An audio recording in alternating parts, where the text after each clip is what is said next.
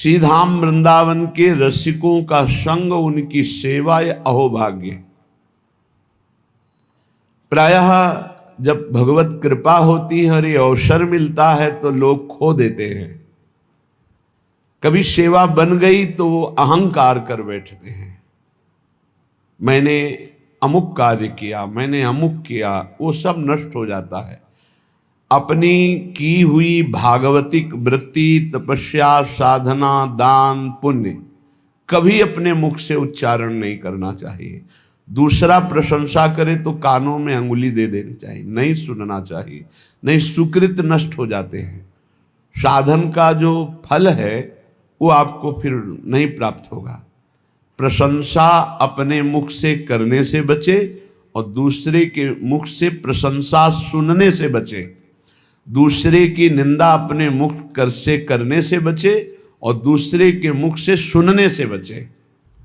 अपनी निंदा आनंद पूर्वक सुने, अपनी निंदा करने वाले का सम्मान करे, अपनी प्रशंसा स्वयं ना करे, दूसरा जो अपनी प्रशंसा करे उसका सम्मान ना करे।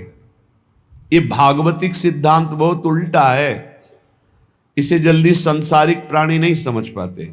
सांसारिक प्राणी जो हमारे अनुकूल चले, प्रशंसा करे, हम उसको आदर देंगे, लेकिन भगवत भक्त ऐसा नहीं करेगा। अनुकूल चलने वालों के प्रति, प्रशंसा करने वालों के प्रति, प्रणाम नमस्कार करने वालों के प्रति उदासीन वृत्ति रहती है। अपमान निंदा करने वालों के प्रति प्रिय भाव रहता है। बिल्कुल उल्टा, बिल्कुल उल्टा। संसार में अपमान निंदा करने वाले के प्रति तिरस्कार भावना रहती है। सम्मान, प्रियता, अनुकूलता, इसके लिए फिर हृदय में आदर बुद्धि होती है। ओ ये तो बहुत अच्छा आदमी, ये है संसारिक भाव। परमार्थ बिल्कुल इससे उल्टा है, इसको धारण कीजिएगा। अपनी प्रशंसा कभी अपने मुख से ना करे। अपनी प्रशंसा जब कोई कर रहा हो दूसरा तो कान में अंगुली दे दे, सुने ना। दूसरे की निंदा कभी अपने मुख से ना करे। कोई दूसरा कर रहा हो तो कान में अंगुली दे दे। अपनी जब कोई निंदा कर रहा हो तो प्यार भर कर सुनना चाहिए। कैसा लगता है? अपनी जब कोई निंदा कर रहा हो और हम प्रियता में भरकर सुने, भगवान की कितनी कृपा है, आज मुझे सहनशील बनाने के लिए कैसा सुंदर प्रयोग कर रहे हैं। हम मुस्कुराकर अपनी निंदा सुने, अपनी निंदा करने वाले का आदर करें, तब हमारे जो सुकृत होंगे वो प्रियालाल कृपा करके सार्थक कर देंगे। सुकृतों का सार्थक होना है प्रियालाल करुणा करके हमारे नेत्रों में झलकने लगे, हमारा मन उनकी स्मृति में, उनके नाम जप में निरंतर लग जाए। श्रीपाद कह रहे हैं ये सदैव श्यामा श्याम वृंदावन में खेलते रहते हैं। जितने अविद्यामय धाम हैं, मायाकृत लोकों को अविद्यामय कहते हैं। एक विद्यामय है, कैलाश, साकेत, वैकुंठपुरी, द्वारिका, ये सब दिव्य विद्यामय है। कह रहे हैं विद्यामय और अविद्यामय, इन सब से परे ये महाप्रेममय श्री वृंदावन धाम है।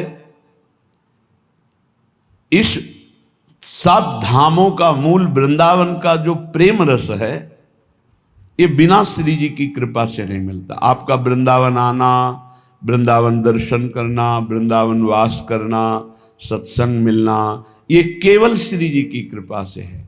अब विश्वास करो, जब श्री जी ने इतनी कृपा कर दी है तो वो मिलने वाली पूरी वृत्ति बना दी, अब मिलना बाकी है, ये आपको संभालना है। सबकी कृपा आपके ऊपर है, अब आपको अपनी कृपा अपने ऊपर कर लेनी है। अपनी कृपा, गलत आचरणों वाले मन को धिक्कारना, सही संग, सही विचार, सही क्रिया, इसका आदर करना जो शास्त्र प्रमाणित है, ये अपने ऊपर कृपा आप कर रहे हैं। भगवान नाम जप करना, भगवान लीला गुणानुवाद, भगवत भक्तों के चरित्र, भगवत भक्तों का संग, दूसरों की परोपकार भावना, परहित भावना, इसका आदर करो। दूसरों का अहित, प्रपंच वार्ता, काम चिंतन, काम क्रीड़ा, ये सर्वनाश करने वाली बात, इसका त्याग करो। ये होगा अपने ऊपर कृपा करना। गुरु की कृपा हो गई, शास्त्र की कृपा हो गई, श्री जी की कृपा, अब अपनी कृपा बकाया रह गई। आप जो प्रमाद स्थिति में समय काटते हैं, ये अपने ऊपर कृपा कर लीजिए। देखो, बिना आसनों का अभ्यास किए कोई ऊर्ध्वरेता ब्रह्मचारी नहीं हो सकता। यदि आप आसन में नहीं बैठते हैं कम से कम 2 घड़ी 48 मिनट, आप ब्रह्मचर्य रह ही नहीं सकते। कागज में लिख लीजिए चाहे दिमाग में लिख लीजिए, ये अनुभव गम में बातें कह रहे हैं। आप प्राणवायु का संशोधन नहीं करते हैं,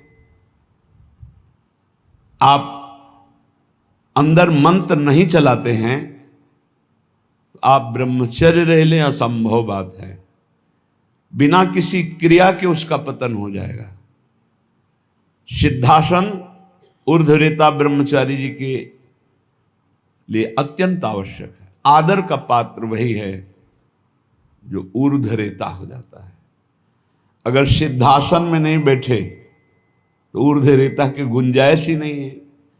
प्राण संशोधन नहीं है तो निरंतर मंत्र वृत्ति चला ही नहीं सकते, क्योंकि स्थूल प्राण है, मंत्र तो सूक्ष्म प्राण में निरंतर चलते हैं।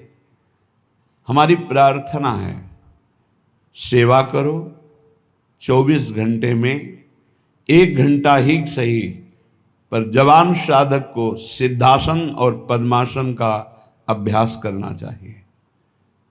जिस समय हम 24 मिनट क्रॉस करेंगे आसन में बैठकर, तो हमारे शरीर में भयंकर पीड़ा होगी, जांघों में, हर नस नाड़ी में। वह पीड़ा बड़ी अमृतमयी होती है, शरीर को निरोग कर देती है, चर्बी को भस्म कर देती है, वायु को शांत करके सूक्ष्म करती है।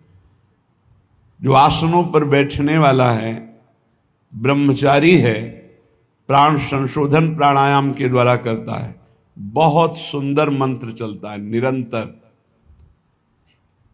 जवान जवान साधक है, झुक के बैठना, दीवाल का आश्रय ले लेना, शरीर का रोग ग्रसित हो जाना, ये सूचना देते हैं कि आप ब्रह्मचर्य की हानि किए हैं, आपका आहार ठीक नहीं है, आपकी साधना ठीक नहीं है। असाध्य रोग, आकस्मिक पूर्व पाप के परिणाम स्वरूप आ जाना, ये हो सकता है, पर वो हमारी साधना को बाधित नहीं कर सकता। प्रारब्ध साधना को बाधित नहीं कर सकता, ध्यान रखना। प्रारब्ध आया है, उसको भोगेंगे, साधना यथावत चलनी चाहिए, साधना में फर्क नहीं पड़ना चाहिए, तब भगवदानंद की प्राप्ति होती। इसीलिए कह रहे हैं हमारे ऊपर सब कृपा है, केवल अपनी कृपा करने की जरूरत है। आप लोग अपनी कृपा कीजिए। जैसे हम कहते हैं कि हमारे शरीर में ब्लड प्रेशर का रोग हो गया, हाई या लो, वो थोड़ी देर के लिए हमको शिथिल कर सकता है, लेकिन नहीं, वो हमारे साधन को नष्ट नहीं कर सकता, वो हमारे साधन को नहीं। हम सम में हैं, ब्लड प्रेशर हाई या लो विषम में है, कोई फर्क नहीं पड़ता। और हम विषम चिंतन करते हैं तो ये सब सही भी हो तो ये गलत है। हमारा विचार, हमारी साधना प्रारब्ध नहीं बाधित कर सकता, ध्यान रखना। प्रारब्ध पाप कर्म का परिणाम है, और वर्तमान की हमारी साधना भागवतिक है। हमारी भागवतिक साधना को आच्छादित कर दे, इतनी बड़ी सामर्थ्य प्रारब्ध में नहीं है। प्रारब्ध बाधा खड़ी करता है, लेकिन हमारे भजन को नहीं रोक सकता, हमारी भागवतिक उन्नति को नहीं रोक सकता। लेकिन हम लोग इससे एक बेपरवाह से नजर आते हैं। धिक्कार है उस शिष्य को जब गुरु को आज्ञा देने में सोच करना पड़े, पता नहीं मानेगा कि नहीं मानेगा। इसीलिए